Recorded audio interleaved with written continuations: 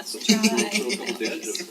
Yeah, we should be good. You ready? Good. Sorry about that. You have mud all over everything. Is Councilmember Okay. Henderson on? He said he's trying to log in, I haven't seen him.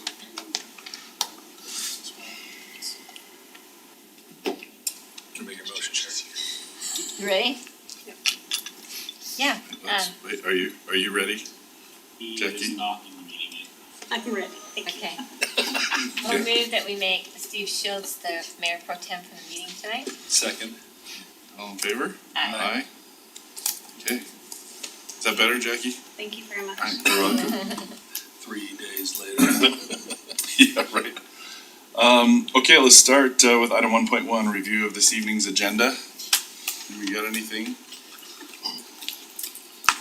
Looks great. No, just what they talked about, the chamber discussion, who goes first, or the order of that. I don't know if you wanted to say that. Council have, but where do you want to take Flip a it? coin? Yeah, I'm good. Okay. And just a quick thank you for sending out the preliminary agenda. That's really nice to get it a little bit early and just to scan through it, so thank you for that. Okay, any other comments? We're good? We will have a closed meeting between, depending on Awesome. Okay, closed session. Got it. Item 1.2, future agenda items. Nothing. Sweet. Told the mayor it was gonna be a 45-minute meeting, so. Any future citizen recognitions, item 1.3? Not at this time for me. Yeah, none that I know of. Will you let us know when Jared's on? Okay. Very fast, right? Okay, item 2.1, Chamber of Commerce discussion. Blake. Alright, so we have two different chambers of commerce here tonight. And so, like you said, whoever wants to present first, we have a presentation planned from each. Should go about 10 minutes each is what we're doing. Okay. This information we shared is 10 minutes to kind of show what you're doing and what you're proposing. That's what happens, so. Is there anything else you'd like to add? Yeah, just to be clear, it's a work meeting, so we're not making decisions, we're Right, just getting right. information. Alright. Just, Wanna arm wrestle, see who goes first, or? Ladies first. So we're more than happy to have you guys go first, go ahead. Thank you. Alright. I don't know where the best place to stand is. You nervous if I stand behind you? Jackie's always nervous. If you broadcast the cameras right behind you, so over here they see your face. I'll stay right here then. Back up front if they don't see it on camera. You can, I don't know if you see anybody. Blake shoulder.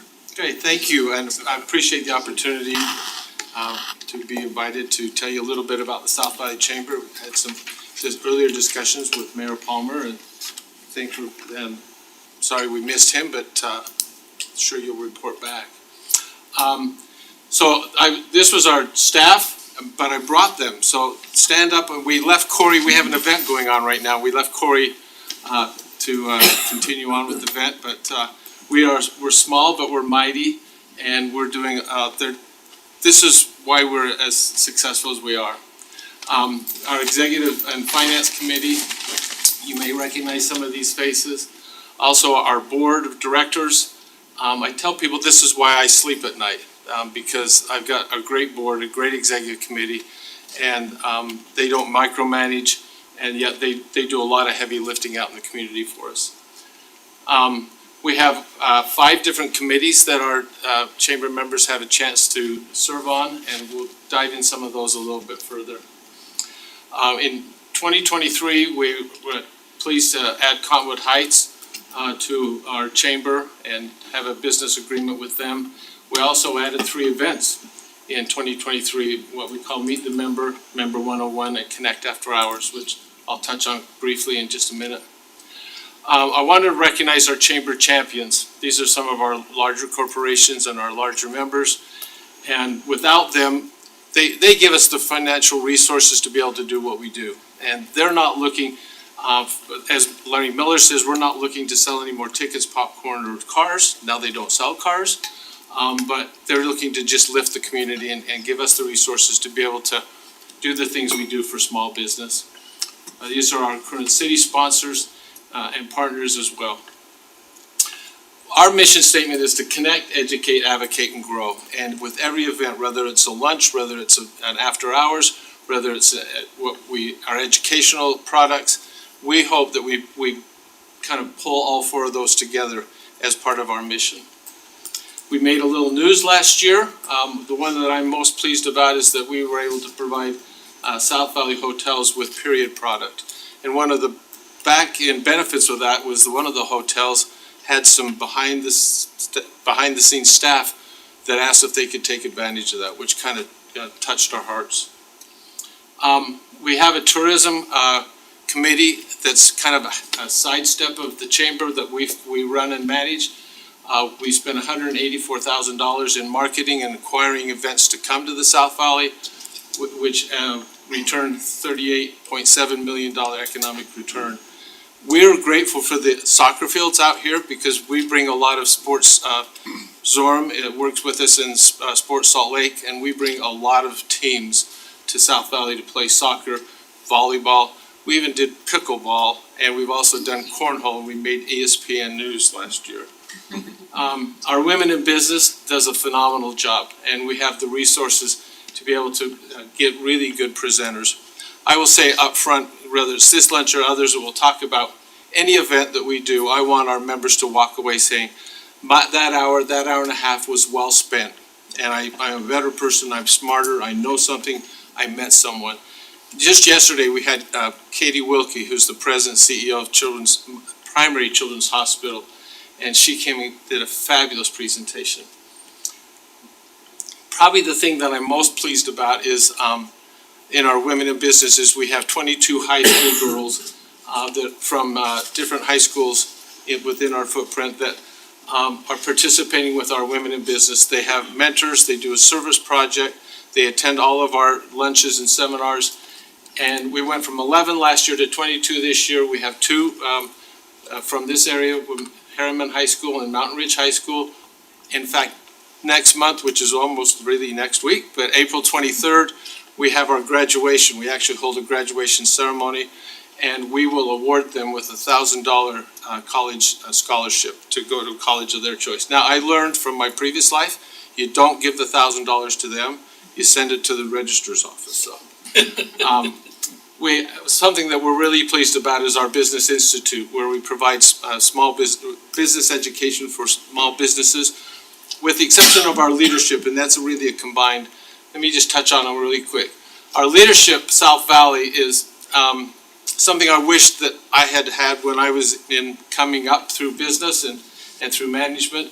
But they get to learn about things you can see over there in the far left: healthcare, tourism, government legislation, housing and transportation, sports, entertainment, economic development, and more. And they do tours. They do hands-on tours. We've been to the airport. I got to go out on the tarmac with the director of the airport. They've been through the sports facilities within the valley, and they hear from the people who are making it happen. Just a couple weeks ago, they got to watch robotics surgery. That member's no longer with us. Just kidding. But that was on our nursing and healthcare day. We do business boot camps, and those are monthly.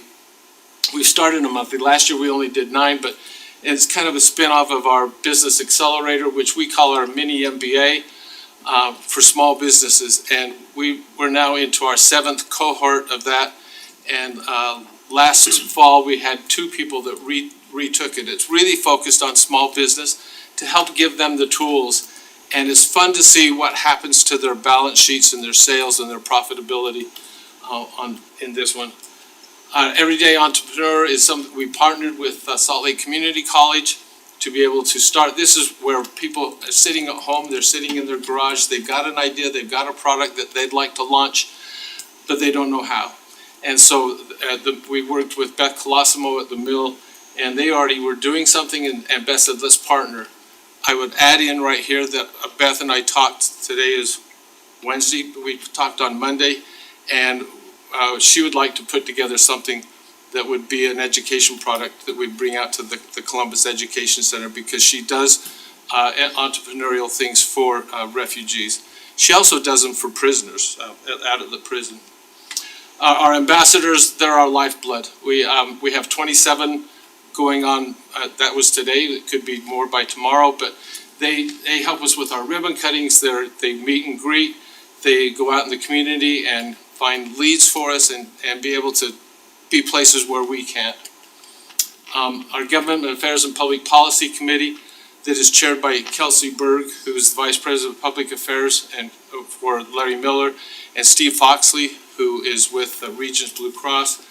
They chair our Public Policy Committee. In 2023, we tracked 20 bills. This year, I think we were tracking 27. We met weekly during the state legislation session. Last year, we took 15 delegates back to Washington, D.C. on an advocacy trip. We have a small business committee that we started right after I got asked to take this role. And a small business owner came to me and said, what are you going to do? And from that, she became the first chair of our small business committee to help us make sure we were focused on the needs of small business and where they needed some help and where they needed some resources. And from that, we started our Small Business of the Year Award that you'll see in just a minute. Our Let's Do lunches, again, are packed with great messages, great panels, or great speakers and presenters. Sometimes they're fun, sometimes they're entertaining, sometimes they're educational. But again, we want them to go away saying, okay, I learned something, I'm better, and I'm grateful that I went. Meet the Members is something we started last year, where they get to come, we alternate with our Let's Do Lunch, and they get to make presentations of who their business. We take 12 to 15 of them, and they get 2 minutes, so it's just kind of a speed presentation. And we hold it in a meeting room, convention room next to our office, which is really good because they never want to leave, and we can go back to our office and go to work, but they just stay and continue to network. We started Chamber 101 last year, which is we bring them in a smaller group, about the size that's around this table, and we walk them through the chamber benefits and how they can access their benefits and how they can connect with one another through the behind programs of Chamber Master. Last year, we started Connect After Hours. Many years ago, I had a really bad experience with business after hours with a downtown situation, and when I was working for the Utah Jazz, and I just didn't want to replicate that. Our ambassadors and our Connect After Hours committee have done a great job of making this a professional Connect After Hours. They don't want anything formal. They just want to connect and be together, and that's the event that's going on right now that Corey is, we hope, handling. But we did what we call executive forums, and in the know, our executive forums are invitation only, and our in the know are things that are relevant, that come up that we think needs more information and that people can, so they're not planned, they're not calendared. Something happens, like last year we had Howard Hadley from the president and CEO of the Utah Bankers Association, when all that information coming down on banks is my bank gonna fail, is Zions gonna fail? And it was very, very timely. Last year we did 40+ ribbon cuttings, and I'll bet I was at 38 of them. This is really important. Ribbon cutting is, you could say, well, geez, it's a small business, but they've put their lifeblood into it. And in a lot of cases, I've seen where couples have moved to Utah, moved to a community here, and they're just crossing their fingers that when they cut that ribbon, everything's gonna go well. And so it's important that we be there to help them. We held 3 golf tournaments last year. My former boss and mentor, Larry Miller, used to say, business is like a 3-legged milk stool, and our golf tournaments are like a 3-legged milk stool. You make a little money, we take care of the customer, we have a little fun. And we're gonna have 3 more this year, only we'll play at Old Mill instead of South Mountain this year. If you want to go home and feel like that America's gonna be okay, we partnered with DECA and FBLA and put on a Shark Tank. And the top students from DEC and FBLA come and do a pitch in what we call a Shark Tank. And they pitch their businesses or their product, and then we award them with funds to be able to, for the top 1, 2, 3, first, second, third place, so that they can continue to invest in their product. And we have a panel of judges that are really good. Last year, we awarded $11,000 to the top 3 winners. Kind of our hallmark is our Titan Awards, which I had the opportunity as a board member to start back in 2009. This last year, we honored First Lady Cox, Chuck and Crystal Magalette from Maverick and FJ Management, and Brandon Fugel. And then Michelle Zaralingo of Cookie Advantage was our Small Business of the Year, and she's from Riverton, Utah. We had 125 new members last year. Our metrics of all of our social media, just as you see, all the greens, everything's just going up. And we're gonna give Braden credit for that because that's his demographic, he knows what he's doing. And I just say thank you. And we'll say thank you. And our theme for 2024 is better now, so thank you. Thank you. Thank you. And we have a packet for the council members, and we can bring more if there's others that need the packet, so. Thank you. Great, thank you so much. Any questions? Not right now, we're good. Okay, next up. All right. When he said ladies first, I was presenting, so I was like, who are we talking to? It is 2024, so. But you can't ask, so. First off, thank you guys for the opportunity. I was wearing this Aloha shirt hoping, it was sunny today. I mean, it's kind of leaving today now. For those, I know some of you guys, most of the time, I'm very comfortable in front of rooms. Mostly I improv, but I figured tonight I should actually stick to the script. So I'm gonna go through this. We'll see how it goes. So my name is Gabriel Garcia. I'm on the board of directors with the Mountain West Chamber. And I'm also the branch manager of Utah Community Credit Union for the Harriman location off of Rosecrest. What I'm here to do really is to provide you guys a deeper look for those who might be unfamiliar as to who the Chamber is, what we offer, and what we mean to the community. The Mountain West Chamber was founded in 1997 with the sole purpose of building bridges between business and community. Something unique about the Mountain West Chamber is how we accomplish so much every year while being a strictly volunteer chamber. I firsthand have seen the passion and dedication that each and every person, member, or board member has put into their communities. Fair warning, you're going to be hearing that word a lot, community. So since our founding, we have been for the benefit of those who live and operate in the cities that we serve. We are a chamber that listens to its members so we can fine-tune our offerings to benefit its businesses. I feel it's worth highlighting that each business in each city is a member with us. They all have an equal say and opportunity to impact and influence the decisions that we make. Not to show off my credit union side, but if you guys know if you don't know the differences between banks and credit unions, banks are for-profit, credit unions are not for-profit. The big difference to understand is banks operate for the benefit of their shareholders, where credit unions operate for the benefit of its members. The profit we get, we put it back into our services, communities, accessibility, right? The Mountain West Chamber operates in the same way. For example, our monthly events provide networking opportunities at both our Women in Business and our Connect and Learn Luncheon, all of which include various topics, speakers, to provide high-value experiences that aren't easily accessible. The speakers and topics that we choose are all built around what our membership is looking for and or needing. And we hold these events and businesses at venues who either need exposure or are wanting to be a bigger part of our community. Tomorrow, we have the COO of Sense of Style, John Brown. He's going to be at ours, which is going to be hosted at Riverton Hospital. We understand how important it is for our chamber members to stay in the know, and we also hold multiple legislative roundups throughout the year, and our chamber is also involved weekly in meetings with other chambers to discuss and understand upcoming bills and legislation. We stay connected with how our area is doing and we work to drive people into businesses. An example I would like to provide is Academy Village. No doubt, in a few years, Academy Village will be a one-stop shop, but until then, they need some help and they need some more exposure. We're currently working on a few ideas, like holding some of our monthly events in that area, or either creating summer events that are specific to those businesses that they can all participate in. For those unfamiliar with the Chamber, we hold 3 major events every single year, which is focused on giving back to our community through its teachers, its students, and its local heroes. Our Teacher Appreciation event recognizes over 30 teachers within the Jordan School District and provides them with a one-of-a-kind award ceremony with recognition from peers, as well as school district and city administration. We would love to see the City Council join us, just so you guys know.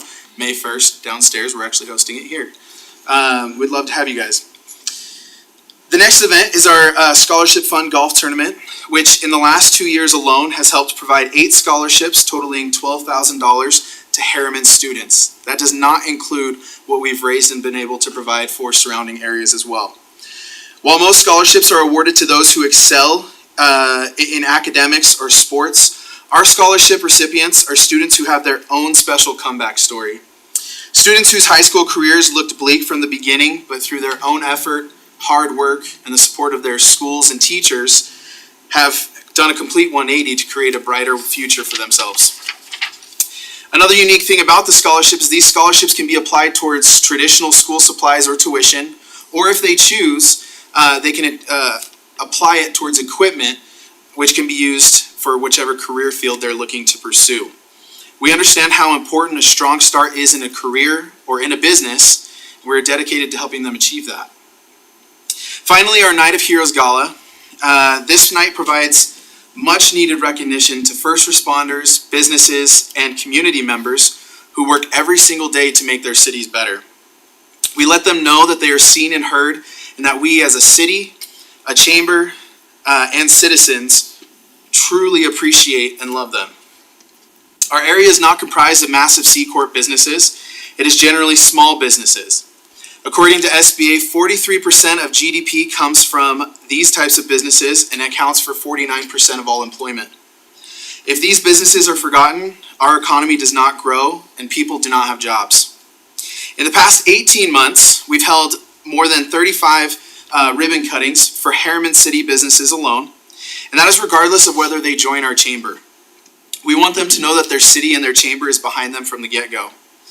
Of our membership, 1/3 of them operate in Harriman, with many residing in Harriman as well. Even in losing Riverton City a few years ago, we still have more than 50 Riverton businesses who choose to stay with Mountain West Chamber every single year. Our chamber is a low-cost, high-return membership. Our memberships start at $220 for a small business of 5 employees or less, and escalate all the way to $660 if they have 100 employees or more. What these memberships come with is social media spotlights, event representation, and countless opportunities to be involved in their fellow businesses and cities. We are constantly working to be better. This year alone, we are working with professionals to improve our social media and videography and increase exposure and marketing for each of our businesses and cities.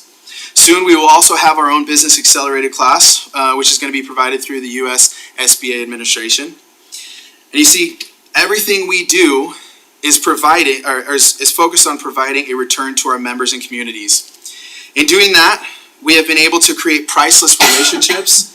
And with the businesses and residents of Harriman, I hope that we mean a lot to them. While I can't see the outcome of what this vote will have in the future, one thing I know for sure is that we will continue to work with and benefit the community and its businesses. I'd like to start ending this, because I know you guys are probably waiting for that, but I'd like to start ending this with a little bit of a personal story. So I've been a member of this chamber for nearly 3 years. And while in the business world, 3 years might not amount to much, I can say with complete certainty that where I am now in my career would not be possible without the Mountain West Chamber. The first event I ever attended, I was uncomfortable, and I expected I would be nervous and have to work up the courage to start conversations. What I didn't expect was chamber members coming up to me and kicking off the conversations. I could tell by their questions and their interest that they were genuine and wanted to know who I was, what I did, and what my business was. I'd been in other chambers around Salt Lake County and Utah County, and this was a first for me. The next big thing that the chamber allowed me to do was to get involved almost immediately. It didn't matter what membership level I was or what company I represented, and this led to many other relationships and experiences within the chamber, including with Harriman City. Fast forward to today, I can attribute much success to the Mountain West Chamber, including a 2024 sponsorship with Harriman City and my Utah Community Credit Union. I myself am looking forward to the rodeo and Harriman Town Days. To conclude, the Chamber believes in their mission to be the bridge between business and community and will continue to work diligently to provide this irreplaceable value to the communities in which we serve. We will continue doing what we believe is right and fighting for the little guy to have a voice in an ever-growing part of our state, where their voice now is more important than ever. So again, I'd like to thank you guys. We do also have some folders which include some testimonies from our chamber members and some highlights of our chamber as well as some of the things we did in the last year. Thank you guys for the opportunity. Thank you. I do have a quick question for both Yes. of you. You mentioned that, sorry, this is just naivety on my part, but you mentioned you have members that are in Riverton, but they still are with you, and that's a possibility.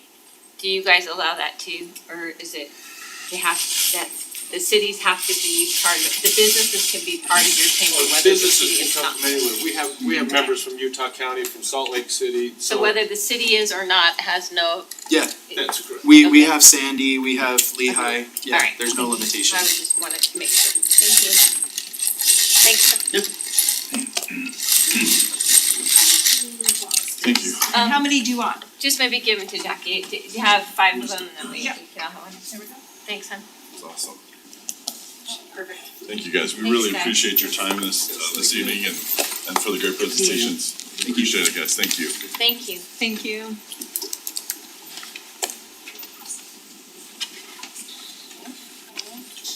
And so I guess I just have this question here. The intent was just to listen to both of it and then is this just need to be on a further, Yeah, you'll have to, it's a budgetary decision, so you'll have to decide which one you. It costs us more. Well, our Substantially. current chamber is less, the benefits could be more, depending on what, I don't know where the discussion started, or the I think request. it was Mayor Palmer. He Okay. was solicited, I think by, South Valley Chamber, Yeah. saying that there was a discount available to us as a member that hadn't previously been available. And that was essentially, unwinding backwards. Part of the reason why we chose one chamber over the other was the cost of membership at the time the decision was made. so But now that there's a discount, those differences aren't quite as substantial. And, the exposure and, I guess the Resources. synergy of having a lot of different, cities involved, could be to our advantage. Could be some disadvantages. I think that's part of the discussion. yeah. I guess I would just really like to see that part of the information because I'm like, if any business can join any chamber they want, what is the advantage to the city and For how us does it, to, how does it yeah. really reflect on the cost that's associated with Yeah, that? I just don't really- understand that clearly. Just a membership, right? Which Right. one do you want to be a member of? But It what- doesn't do anything, your city, because a business doesn't have to join a chamber. They can join any chamber, it's just what they wanna pay. Typically chambers are really focused on the businesses. Yes. And I've been in places where chambers wouldn't let the city be a paying member because they didn't wanna be beholden to the city if their members and the city got crosswise on a political Yeah. issue. Here, you can pay, I guess you just have to weigh, do you think there's a political benefit to the city? What is the benefit to the city as an organization from being in either chamber or no chambers? I mean, Yeah, I guess that's what I would want to know because if it's a big deal because we're gonna really, you know, stymie ourselves with economic development, if we're not with this chamber or that chamber, I guess then that would weigh one way or the other, but if not, I'm just curious of why we worry about it, you know, I don't mean to belittle it, but it's like. It's an excellent question, I think. Our plan was bring them in, let them talk to you, and then have a discussion in the future. We can Okay. decide which one you want to budget or to pay for, and we have some options if you choose to go the more expensive route, what we might do. Yeah, cause in neither presentation did I really hear anything that says this is the benefit to a city to be part of it, do you know what I mean? How would you see that on the economic development, either you or Sandra, or I mean, like, how does that benefit businesses coming, do they ask about that, or they? I haven't really experienced anyone asking for one chamber over the other, have you, Sandra? No, they don't ask, it's just we participated with Mountain West, so they've just been present when the businesses have come. Yeah, so I guess it would be really advantageous if you can bring your expertise in that area and to say, you know, pros and cons of why it would be important and why it wouldn't.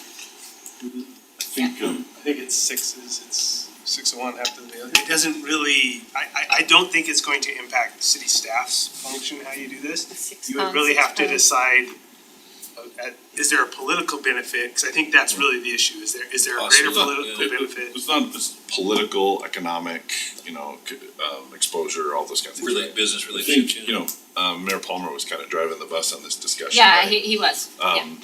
But he had mentioned as part of the impetus for the discussion was he saw a publication by the South Valley Chamber that highlighted all of the cities and, And there's full spreads and Harriman wasn't in there. Got it. And he saw. This is marketing material they're sending out that whatever they're advertising the South Valley as, and we weren't on that. Like going to ICSC and the Economic Utopias or whatever, it didn't have our pamphlet or something in there, it's like, oh, Yeah. our pamphlet's not in there. But I'm not sure that it really affected us one way or the other as far as getting business, I don't know. Oh, good job. I do think, like you said, that the members or that the businesses can join whichever chamber they want to, they're not supposed to come together. But there are definitely some benefits that were explained in the presentations tonight. One group over the other about, small business trainings and Yeah, opportunities programs. there. So there's a little more horsepower with one group over the other But than that. But again, that's the business focus. The city, we'd really have to decide what's in it for the Correct. city. That's- yeah. Out as of an the, organization. well, out of the one presentation, out of that revenue to the South Valley, how much of that 39 million are we capitalizing in our city for events, hospitality, restaurants, that sort of thing? And that really is driven by what businesses do you have in your Yep. city that can capture that. Yeah. As we've talked Like- about a long time, we built all the households, now we're starting to get the. Yeah, anyway, so those are some of the questions I would really have at the next, when we discuss this again, just cause it's definitely a bigger bite. And it just needs to make sense. Agreed. We'll bring it back at a. When Mayor Pop. Future Should we We do have put it it in at a work meeting we- again, or, Well, I guess that's up to, because it depends on our policy later, huh? well, but the policy does say is you can decide. So if you would rather have it in a work meeting where it's a little less formal, we can print some stuff up, we can do that. The decision probably is really more tied in the budget. Yeah. Because that's when we'll make the change, is when the new budget year comes Yeah. around. We wouldn't do it, we've already paid our membership in the one this year, so Is there a membership, our cycle with our budget? probably not. Okay, so it's in the annual calendar. Membership, you know, You just budget. I think it's annual, I just think it's it's the calendar. first January. I think so. Okay, cool. Will they prorate it? I think we can probably negotiate. No comments, questions? Okay, Thank you. let's move on. Item 2.2, discussion of the department requested community development budgets for fiscal year 2025 and 2026. Kyle. Thanks, Sandra. Thank you. I would ask more questions if I knew she got to leave.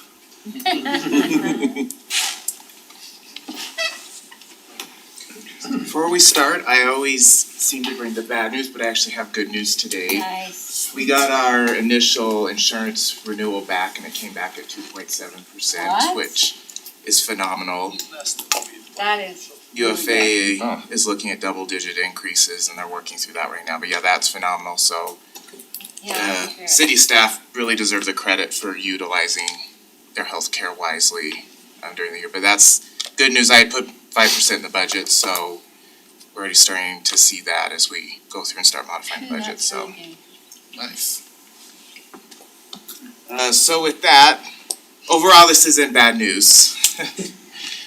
So community development does have 30 FTEs. As you can see, community development is comprised of engineering, GIS, building, planning, and economic development.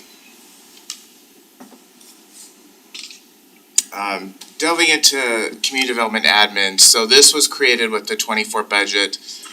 Try to capture the community development director's costs, and then we have an engineering coordinator. So they provide services to all of the different departments within community development. The increases for the 2 years, I don't wanna say the department when we redid the budget for 24 was thrown together for the admin, but I was more focused on getting the personnel costs in.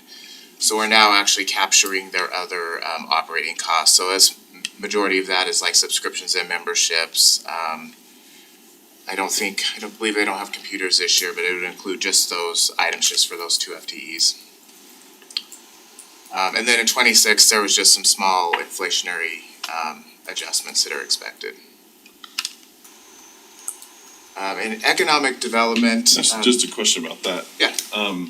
So those numbers are different than the staff report numbers, Right, but there's a comment here that said that these increases for fiscal year 2025 are largely due to personnel-related operating expenditures moving from engineering to community development admin. correct. So, Can For you explain what's example, happening there? and So why- for example, community development director has a engineering membership somewhere. The engineering department was paying for that in 24. We're moving it into this admin budget. We're trying to Moving forward. capture True cost. costs for people where they're at. It'll be offset by a reduction in the budget in the engineering department. Right, in theory. The only reason I say that is engineering went through, looked at every single line item and basically built their budget from the ground up. So when they did that, it's possible you're not gonna see a one-to-one reduction correlation. Yeah, due to but that. either way, that was gonna be paid for either through engineering Right, it's or basically just community transferring it development. to a Okay, different just- department. Just wanted to make sure Yeah. that, what was happening. One of the things we have done, not just in this, is we used to split, as a city, the Royal, we used to split people and costs all over. We're trying to consolidate those, especially if they're in the same fund, into a division, so it's easier to figure out what are we actually spending, instead of having to hunt it through 4 or 5 different budgets. So we will see that change. Next is economic development, so, community development director and then and Sandra, they really went through their budget with a fine tooth comb and determined what money they actually needed to successfully run their department. So as you can see, they did feel that 20% of the funds that they were receiving could be released back in and still provide the same level of service that they've always been providing. I've highlighted some of the larger decreases that they requested, so in consulting and studies, conferences and conventions, marketing, consulting. One item of note is we've always had some money in economic development, and there's also a little bit also in your city council budget for sponsorships and promotions.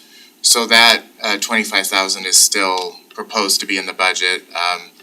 You'll see it in 25 and 26, because I do treat that as a one-time item, because I feel like the council really should evaluate if they want to continue that or if they want to increase or decrease it. So that's why you're seeing it on both line items on there. And even there's even a deeper discretion over that too, right? If we're gonna give it as we have to come back and approve it again. Right. So- And to who and to what, Yes, yeah. that's really good. Yeah, that's, So why the decrease and then the increase? so the increases in 26 are largely just due to inflation, so they've looked at the cost of things and then they're expecting costs to go up. Blake can talk a little bit more on why some of these decreases are so large. The consulting studies we're finishing up the economic development study, so we don't need to budget for it next year. Conferences, conventions, I think we're taking some extra people, we're budgeting for them, so we took that out. Marketing, that was mostly attributed to town days, things that we handed out at town days, we cut that way back. And then, yeah. So and that's actually going to an events department or No, single it's line? not getting it We're just- anywhere. Okay, So that was one of the ones where we used to spread stuff out, and so we have right. areas where we're providing, but we're not At the giving away as volume, much. right, Yeah, the correct. volume. But where's that, it's still in your community development department, you got budgetary for, Not for town days, Not for not, town, not okay. for And there's, Okay. there's still budget in there for some things like ICSC, we have some. some pamphlets and business giveaways, things, business, okay, like yeah. Scannable business. Frankly, Yeah. considering how popular the Otter Pops were. Well, I those bet we got a lot of yeah, bang for our buck there. those sleeves were amazing, so, Yeah, yeah. that was like And super people still popular. talk about them. That's That was ridiculous. crazy. So.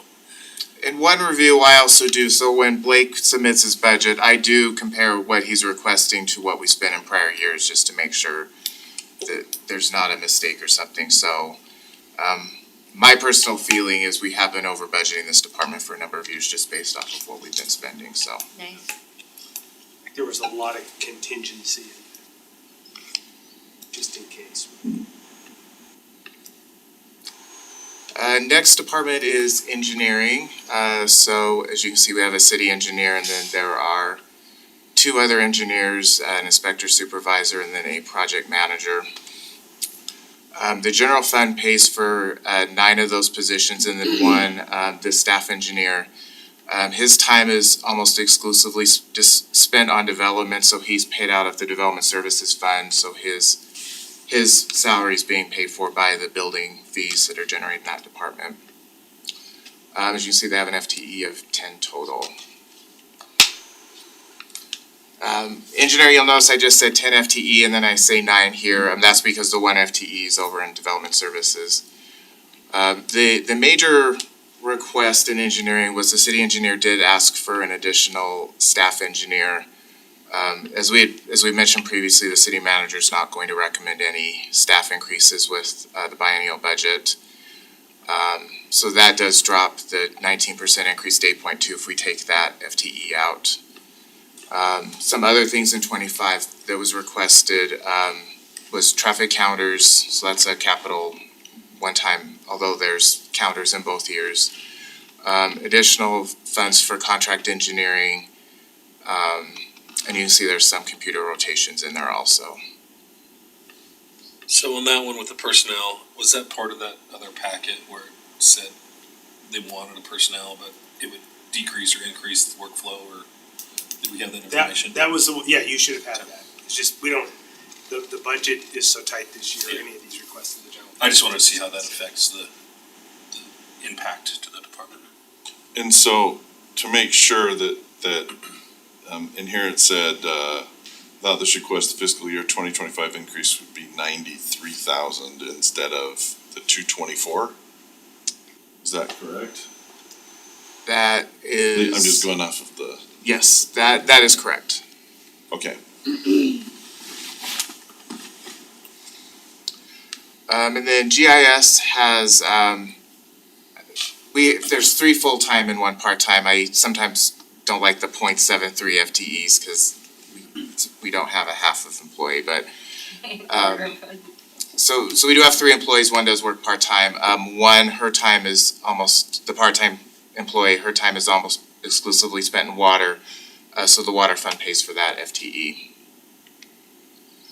And then GIS, they did have a pretty substantial increase in their Esri subscription, so that's the software they use to create all the cool maps, all the GIS. The positive thing with this is that the price stays the same in 26, so it's not going to increase the second year. They also asked for some additional consulting funds of 7,000 for the Esri product. Same with fiscal year 26. Their largest, why the increase shows so large is they will usually get new aerial images every year. That's considered a capital cost, so that's considered a one-time fund, so every year they have to re-request that funding. And then as you can see, the inflationary increases are fairly small, about 230 and then 2,400 for 26. If we didn't grow so fast, we wouldn't need a new photo every year. Every 6 months. Every 6 months or And they are actually in the process of looking at other options for that aerial imaging too, so they are looking at ways to save money. Next is the building department, which is part of that development services fund. As you can see, we have chief building official, that she's here to answer any questions. 3 permit technicians, 2 assistant building officials, and 4 building inspectors. Right now, we actually only have 2 of those filled. Due to the downturn, the chief building officials just being very cautious before hiring more FTEs. So I think the last thing we want to do is have to lay somebody off because Yeah, permits I agree, drop but, too but, much. but you're holding that position with the budget, right? Right, so- In case we have to, Yes. okay. Yeah, the FTEs are still there, so if things pick up or it warrants hiring the positions, the funds will be But there. it's just a carryover if we don't, and otherwise you'll hire. How's that, one thing on the budget, how's that cost associated with, our contract inspectors? Is it similar, like when we need to have, Sunrise or the other firms inspect for us? You mean balancing Yeah. out, not filling those positions? I would say yes, that they, end up having a pretty equal balance. So we may not need to hire anybody quickly. Yeah, for that's sure. good. Always should hire for Scott. valleys, not peaks, huh? Yeah. Question about, on the staff report. It said that the 2025 budget is expected to increase almost 150,000 and then another 78,000 in 2026. And there's some things that breaks down in here, a promotion, computer replacements, one-time funds for software costs, even hydraulic analysis cost. That doesn't even equal half of the increases being asked for, so I'm trying to figure out why the $148,000 increase. Followed by another $78,000, Right. especially if we're not even hiring for the positions we already have.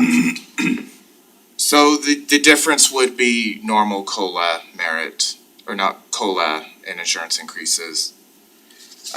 Let me look at the detail really quick. Yeah, I'm sorry, No, I'm not this putting you on the is- spot, I'm this just is all trying to good. put that together.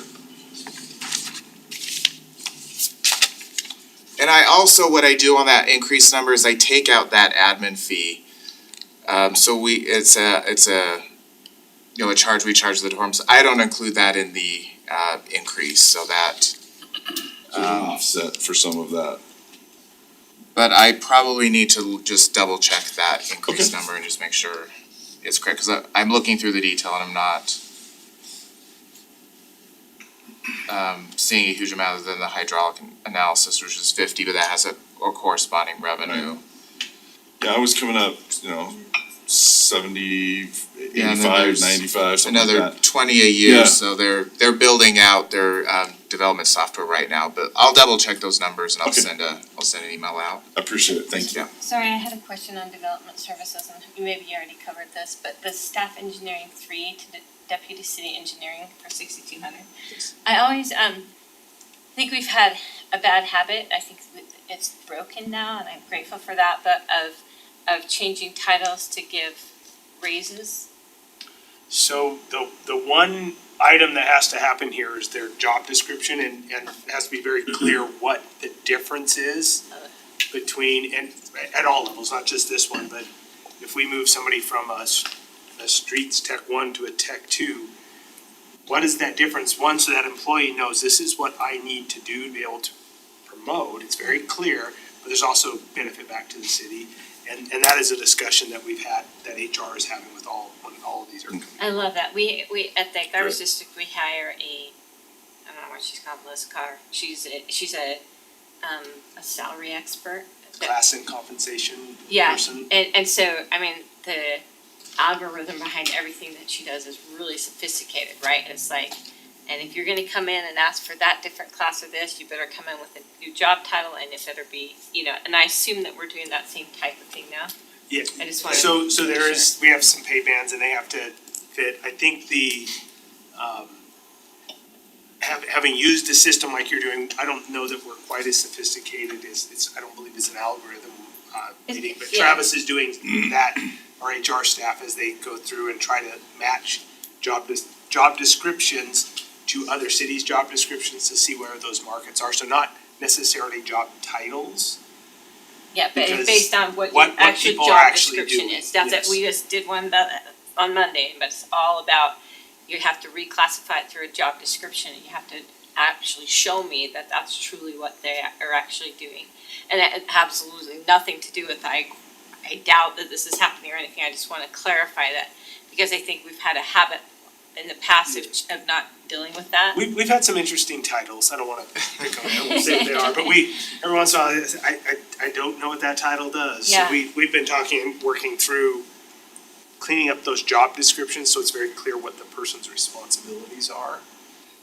And then when you're doing market compare, you're actually looking at that part and not the title. Exactly. Cause the titles, cities can call things whatever they want, it doesn't Exactly. matter. It's been a very interesting path to go down with her, because it's really interesting how they go through that process, and so I've really appreciated learning that, but I don't have any, I'm not opposed to this, I just wanted to And clarify that that's the situation. And another thing we do, anytime they ask for a promotion, the department manager, director has to fill out a sheet explaining why this position is warranted.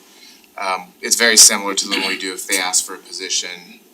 We just wanna make sure, at least on the initial blush, that it's not just reclassifying somebody with the same job duties. Yeah, and just on the other side of it, I love that we can show our employees that there's a ladder that they can keep climbing, you know, here's something different, if you move up to this position and take on more responsibilities, here's a salary increase, so I think that helps with retention and things like that too, so. Do we have steps and ladders and years and all that? So, and actually, I don't know if you used that phrase, in the last one, we talked about career ladders, but, so when the department heads are putting together their budget, and then the managers, they're looking at those ladders that we have for those different positions, do I have anybody who's going to, in the next 2 years, are they going to take this step, and so we're trying to budget for that, so that it's not, the worst is to have somebody fully qualified and tell them, oh, well, we didn't budget for it, sorry, cause that's a real morale killer, so we're Yeah. trying to be realistic about who can make those steps, if there's, if it takes 3 years of experience and they just started, we don't have to worry about it in the biennial budget. But if they've been working for us for 2 years and they're meeting all those, then we need to be considerate, so that's, I don't know if Kyle used it in this one, but that's I a phrase didn't. you saw last time, you may still see it once in a while. I've been working on streamlining the presentation, so. No, sorry, I appreciate Try that, not to say the same thing over and over and over again. thank you. Get excited. Final department is planning, so we've got a planning director here. So they have a FTE of 4, so a planning director, a planning manager, and then 2 planners. They're on a career ladder, as you can see, a planner 1 and a planner 2. Their total requests, is We 74. have to take out the manager for them to move up or something. Well, there is only so much. There Just is a checking, I planner mean, I 3 just wonder who should be position looking as over their well, shoulder. but we don't have anybody in that. Well, and like these career ladders, for example, one is possible AICP certification, and there's another certification for Lead. the planner 1. Yeah, there is a planner So 3. there are some also steps within the step that are possible. Awesome.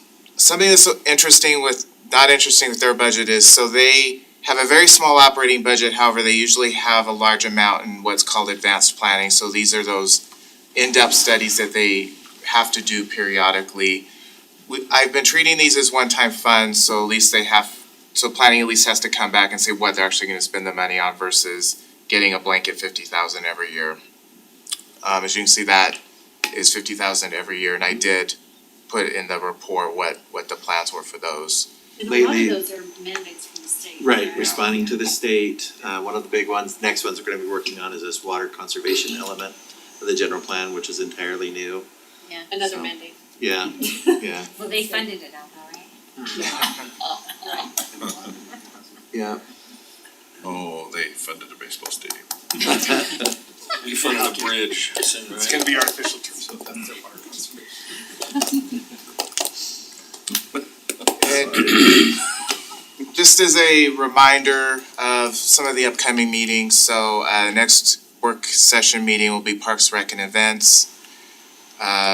Second one in April will be Public Works, and then Public Safety will be after the tentative budget's adopted. The reason for that is I'm hoping to have more information on what the possible tax rate and amount will be. The final numbers won't be published, but I'm hoping there's enough data to at least determine if my estimate is within the ballpark. And then unfortunately, just due to where everything lands, that puts the CIP towards the end of May, so. With that, are there any other questions? Thank you. I mean, this elephant's big enough to eat, but in one meeting, when we used to do it, 2 meetings, it was rough. Yeah, I'll just. At least we can consume this and digest it. Yeah, I'll just. No, and I tell you. appreciate getting the questions beforehand, because then I can at least get you answers back, and I'm not trying to, oh, you've gotta pass this in an hour, and I'm trying to rush and get you answers. Right, or I love there's this. 70 questions. Yeah. Yeah, and I love the pretty books, like if you stack them, you could sit kids on them, you hit the table the right Well, you don't way. get phone books I'm anymore, gonna so. list that as Exactly. another use, I've been Yeah. trying to find uses for You the can Door stack stop. them and, and if they spill, it doesn't matter, cause they kinda have that laminate on the top.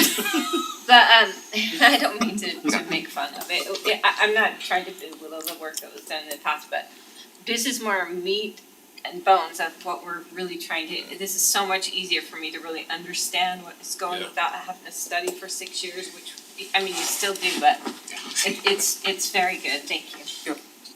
Yeah, and I would add to that, I was looking over the monthly report and, I'm looking at over these things, and it's really, really helpful to have things organized, digestible, comments put in on things that are, highlighted, understanding why things are happening, where they're happening. It really, really does help us. Not that we're challenging all these decisions or anything like that, but we get to ask questions, get them explained. And I think that's a better process for the public too, to understand how the budget is developed and Yeah. how things, where we're spending our money and why. Is that it? Okay, moving on. I'll accept the motion for the closed session. Jared, are you on? I am. Can you hear me? Yeah. There you go. We're gonna need your vote on this, cause we need, Not for this one, you don't. you need like 80% or something like that? 2/3. 2/3. 2/3? Oh, okay. Yeah, we don't need you then, Jared. No, just kidding. I'll make a motion to temporarily close work session or recess work session. Actually, you can close the work session. Can we close Yeah, work we're session? done. Okay. Let's make a motion to close work session. You have to keep it in. Oh, in a public Oh. meeting, okay. Good job, Jackie. I'll make a motion to temporarily recess the city council work session and go into closed meeting for the following purposes are provided as in Utah State Code annotated 52-4-205. Strategy session to discuss the purpose, exchange of lease, real property, or discuss purpose development, proposed development agreement, project proposal, or financing proposal related to the development land owned by the city. Is that it? That's the only reason, okay. Second. Second, roll call vote. Jared? Say yeah. Can you hear me? Yeah. Yes. That's a question mark, Sherry? Yes. Teddy? Yes. And I'll vote yes. It's unanimous. We'll go into the closed session. You just Do need we need to be here? You gotta read that thing, Bryce, who's here, where. Blake, Justin.